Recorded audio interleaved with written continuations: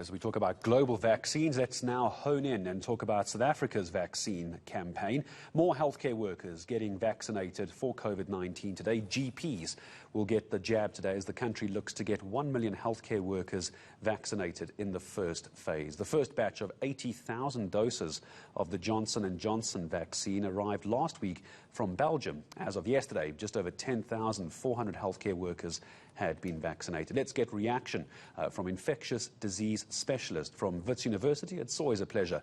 Dr Jeremy Nel. Dr Nel, good morning to you. We'll talk about the vaccines in a moment. I see a lot of people, though, on social media saying that we are very much on top of this second wave. If we look at last night's numbers, 1,690 people infected. That is coming down. 81 more deaths. So the numbers do seem to be coming down. Is this a time for optimism? Good morning. Morning. Yes, so the numbers definitely are coming down. We are somewhere near now the trough at the end of the second wave, really. So numbers in most hospitals around the country are low, and it's a good time for the country, at least. With this, obviously, the risk is still that in a month or two's time, you may see an uptick again as the next wave hits. So really, the priority is trying to vaccinate as many people as possible, as quickly as possible, and hopefully that attenuates what we can of the third wave. Help me understand this, Doctor, if you can, as simply as you can, because you are speaking to me. I don't always understand this. So vaccinations beginning to roll out. We'll talk about the success of that in a moment.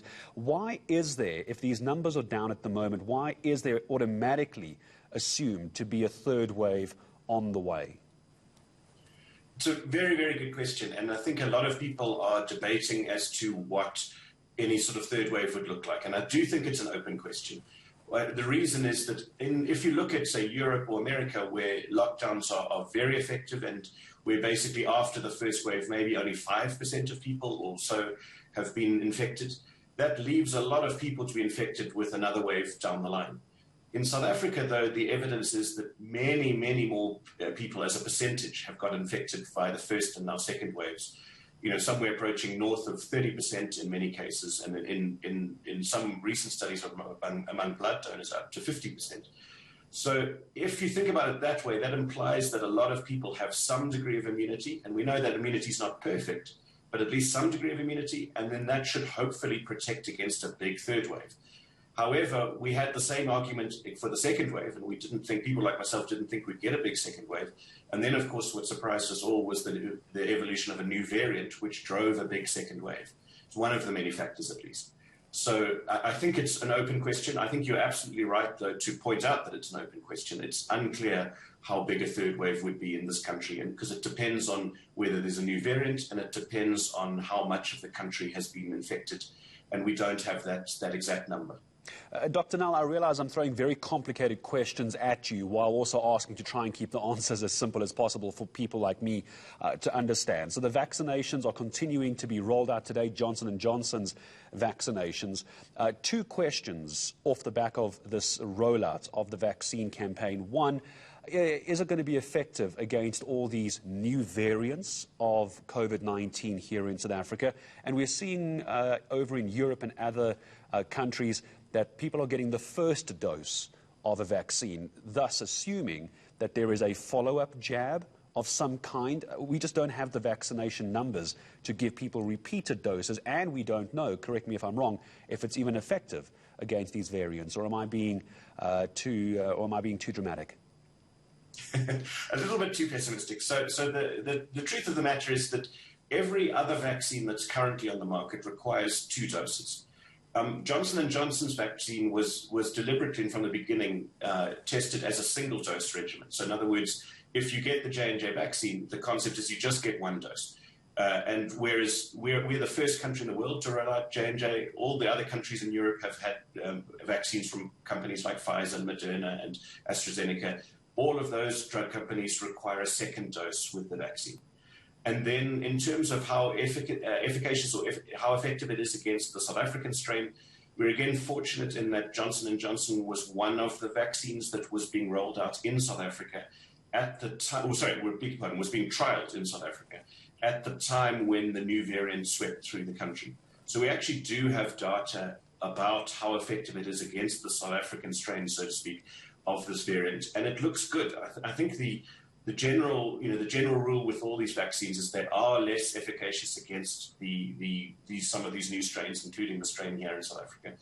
But the Johnson & Johnson vaccine retained a high degree of efficacy. So it's about 57% protective against any disease of any severity. But most importantly, it was up to 85% effective against severe disease and basically 100% effective against death. And that's against the South African strain. And that's really what we want from a vaccine. I mean, it's nice to protect you against a disease as severe as the cold, but that's not the priority. The priority is to keep you out of hospital and to save your life.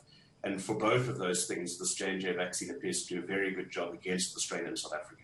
Efficacious. There's my new word for Sunday. I'm going to go and learn how to spell efficacious, Dr. Jeremy Nel.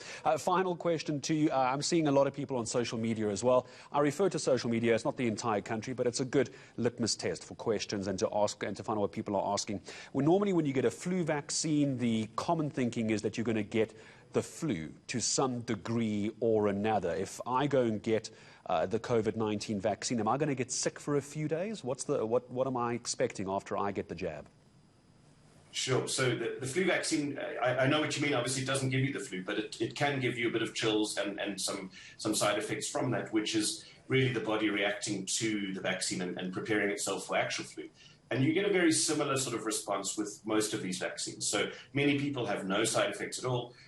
Those people who do have side effects tend to have perhaps some pain at the injection site where, it's a bit inflamed there. And some people will have things like chills or something just that night or the night afterwards, after the vaccine. But these are pretty minor stuff. Some Panados will do fine, and in terms of preventing that. Severe side effects from these are incredibly rare. I mean, we're looking at almost 0.0%, and there's not been a single death from any of these vaccines. So these vaccines are enormously safe. But it is nonetheless true that a substantial proportion of people will have some minor side effects after getting these vaccines. But a lot better than COVID, I can say. Yeah, I'm sure it will be. Dr. Jeremy Nel, what a pleasure having you on eNCA this morning. My thanks to you in speaking to us. Infectious Diseases Specialist, Dr. Jeremy Nel, joining us here on the South African Morning.